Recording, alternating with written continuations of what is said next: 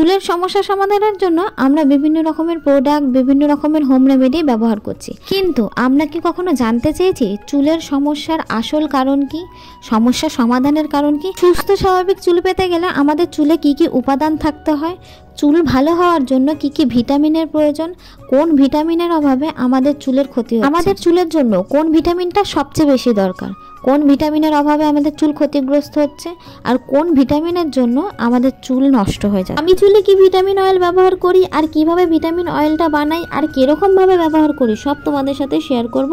তাই বলছি ভিডিওটা স্কিপ না করে পুরোপুরি দেখো, রেজাল্টটা ভিডিওর শেষে তোমরা নিজেরাই দেখতে পাবে। আর দ্য ব্লগার গার্ল নব চ্যানেলটা কিন্তু অবশ্যই সাবস্ক্রাইব করতে হবে। তো চলো বেশি কথা না বলে এবার আমরা মূল বিষয়বস্তুতে ফিরে আসি। চিকিৎসা ক্ষেত্রে গবেষণা করে দেখা গেছে আমাদের চুল কয়েকটি উপাদান দ্বারা গঠিত, যেমন কেরাটিন, কোলাজেন, ফলিকল, ক্যালসিয়াম ইত্যাদি। আরো বলা হয়েছে চুলে যখন এই 4টি উপাদান সঠিকভাবে বিরাজ করে তখনই নাকি চুল সুন্দর থাকে, চুলে কোনো সমস্যা হয় না।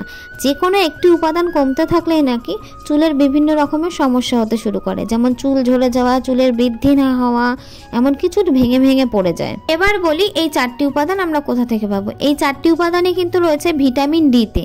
ভিটামিন ডিতেই একমাত্র 4টি উপাদান বিরাজমান, যা আমাদের চুলকে সুস্থ রাখতে সাহায্য করে। আর আমরা তো সবাই জানি ভিটামিন ডি কোথা থেকে পাওয়া যায়। ভিটামিন ডি কিন্তু সূর্যের আলো মানে রোদ থেকে পাওয়া যায়, যেটি ভিটামিন D3 নামে পরিচিত। ভিটামিন ডিতে কিন্তু আছে প্রচন্ড পরিমাণে ক্যালসিয়াম, যেটা আমাদের চুলের গোড়াকে শক্ত ও মজবুত করে রাখে আর চুলের বৃদ্ধি হতে সাহায্য করে। যেটা বড় সমস্যা, চুল বৃদ্ধি না হওয়া, চুল মাঝখান থেকে ভেঙে ভেঙে পড়ে যাওয়া, চুলে হাত দিলেই চুল উঠে আসা, মাথা আশ্রালেই এক গাদা করে চুল উঠে যাচ্ছে, চুলের কোনো গ্রোথ নেই, এরকম অনেক সমস্যার হাত থেকে কিন্তু ভিটামিন ডি আমাদের চুলকে রক্ষা করে। তাই আমি বলবো দিনে 10 মিনিটের জন্য হলেও সূর্যের আলোটা কিন্তু আমাদের স্কিন, হাড়, চুলের জন্য ভীষণ প্রয়োজন। সূর্যের আলোতে তো ভিটামিন ডি পাওয়া যায়, এছাড়াও এমন কিছু কিছু খাবার আছে যেগুলোতে ভিটামিন ডি প্রচুর পরিমাণে আছে, যেমন ডিমের কুসুম, কমলা লেবুর খোসা, মাছের তেল, ছানা, পনির ইত্যাদি। আমি কিভাবে বাড়িতে ভিটামিন ডি হেয়ার অয়েলটা তৈরি করি সেটাই তোমাদের সাথে একটু শেয়ার করলাম। যাই হোক, একটা কমলা লেবুর খোসা বেশ কিছুক্ষণ ভিজিয়ে রাখলাম, তারপরে থেতো করে ওটার থেকে রস বের করে নিলাম। তারপরে দেখো আমি কিন্তু সেই সকালবেলা নারকেল তেলটা গরম দিয়ে রেখেছিলাম সূর্যের আলোতেই, তো সেই তেলটাই একটু মিশিয়ে নিয়ে তারপরে ভালো করে তুলোর সাহায্যে চুলে দিয়ে দিলাম। স্ক্যাল্পে প্রথমে ভালো করে দিলাম, তবে তোমাদের একটা কথা মাথায় রাখতে হবে, যখন এই তেলটা ব্যবহার করবে অবশ্যই স্ক্যাল্পটা পরিষ্কার রাখতে হবে। তারপরে 2 থেকে 3 মিনিট চুলটা একটু মাসাজ করি। অ্যাকচুয়ালি মাসাজ তো করি না, চুলটাকে একটু রিল্যাক্স ফিল করানোর জন্য যেটুকু মাসাজ করা দরকার সেটুই করি। আমি এটা মাসে 1 বার ব্যবহার করি, তোমরা চাইলে 2 বারও ব্যবহার করতে পারবে।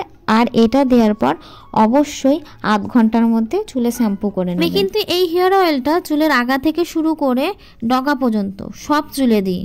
তো আমি কিন্তু এই তেলটা রোদে বসেই দিচ্ছি, আর সকালের যেই রোদটা আসে ওই রোদটাও কিন্তু আমাদের চুলের জন্য ভীষণ উপকারী।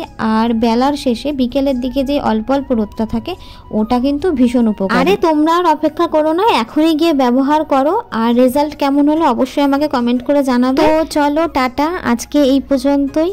খুব শীঘ্রই ফিরে আসছি নতুন একটা হেয়ার কেয়ার ভিডিও নিয়ে। পাশে থেকো, আমার সঙ্গে থেকো, আর এরকম ভিডিও পাওয়ার জন্য অবশ্যই আমার চ্যানেলটা সাবস্ক্রাইব করে দিও। লাইক আর কমেন্ট করতেও কিন্তু ভুলো না। চলো টাটা।